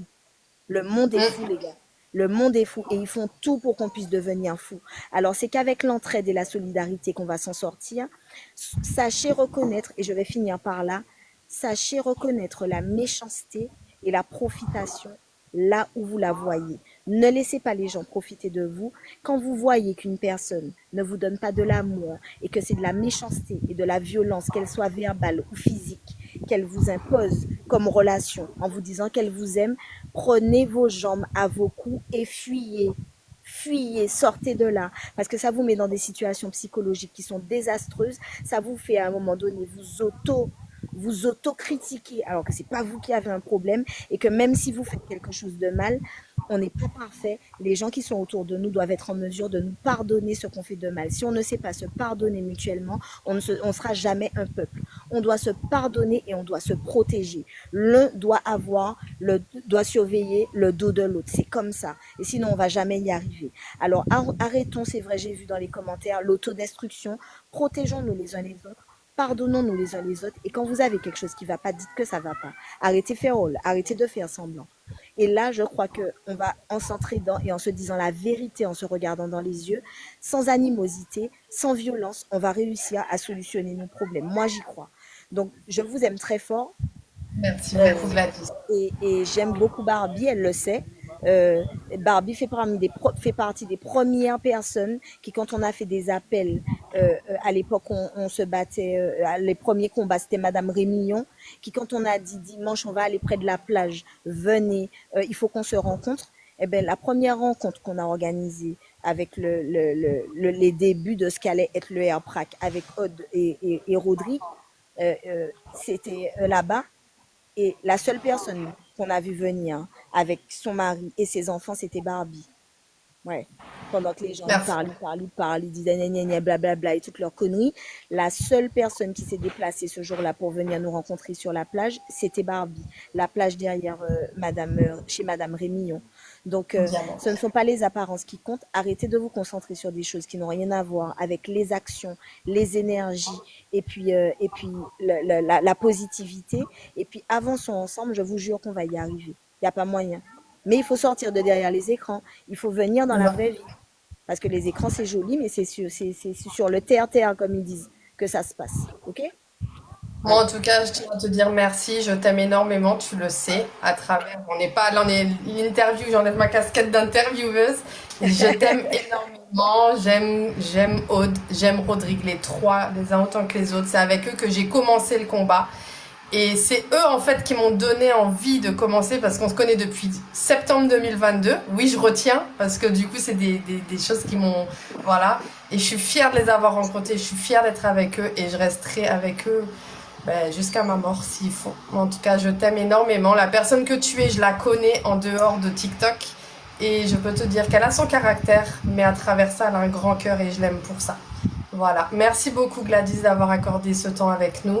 Je te fais plein de bisous ma chérie. Merci, Profite Barbie. bien. Merci. Fais Gros un bisous bisou à à toi Jen, aussi.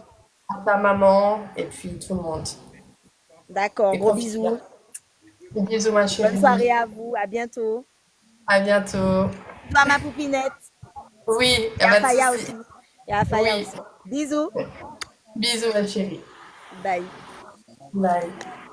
Donc les amis, voilà, c'était la première interview. C'était Gladys Roger. Vendredi prochain, on recevra. Merci pour les cadeaux. Merci à tous ceux qui envoient des cadeaux, que ce soit à Gladys, à moi. Merci beaucoup. Merci. C'était la première interview. Ceux qui n'ont pas pu être là depuis le début, vous inquiétez pas. Je vais republier l'interview sur YouTube. Il va falloir que je fasse un montage, d'accord? Parce qu'elle était très très longue. Il y a eu beaucoup de bugs. Mais j'espère que ça vous a plu, j'espère que les questions vous ont plu. Je suis restée aussi un peu dans tout, j'ai cherché un peu savoir un peu de tout. Bien sûr, on ne pouvait pas faire 3 heures de live non plus, hein, parce que c'est du temps qu'elle prend. Et on sait très bien qu'elle n'a pas beaucoup de temps. N'oubliez pas, ce dimanche, on va chez Biker, qui est dans les commentaires, elle l'a dit aussi. On partage le flyer en story, sur les groupes WhatsApp, sur Instagram, tout ça. On va lui donner la force, c'est un agriculteur qui a besoin de force, donc c'est à Sainte-Marie. D'ailleurs, Biker, envoie-moi la localisation, s'il te plaît, sur WhatsApp, parce qu'on me l'a déjà demandé. Donc à partir de 6h30, on va donner la force à Biker. Pour l'aider, on va planter, prenez des bottes, des gants, votre bonne humeur, à boire, et puis on sera là dimanche à 6h30. Voilà, l'interview, vous la retrouverez sur, voilà, merci Didi, voilà, la chaîne YouTube où le live sera republié intégralement. Bien sûr, je serai obligée de faire des coupures par rapport aux bugs.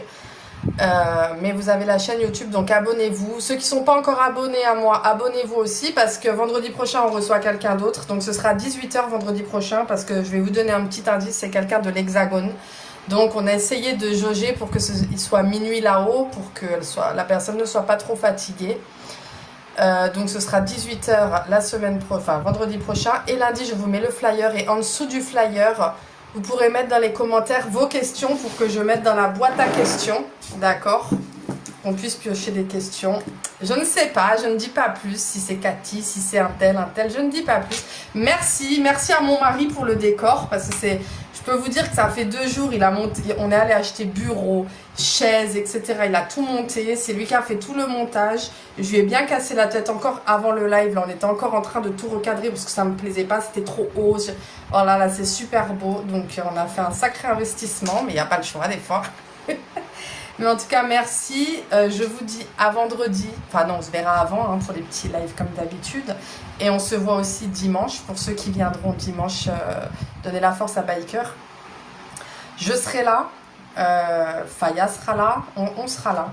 Donc merci à tous ceux qui viendront lui donner la force, merci à tous ceux qui ont participé au live, merci à ceux qui ont mis des questions, merci à ceux qui ont tapoté, qui ont partagé, qui ont envoyé des cadeaux. Je vous remercie à tous et puis j'espère que ça vous a plu. Je vous fais plein de gros bisous. Bonne soirée à tous et à bientôt. Bisous.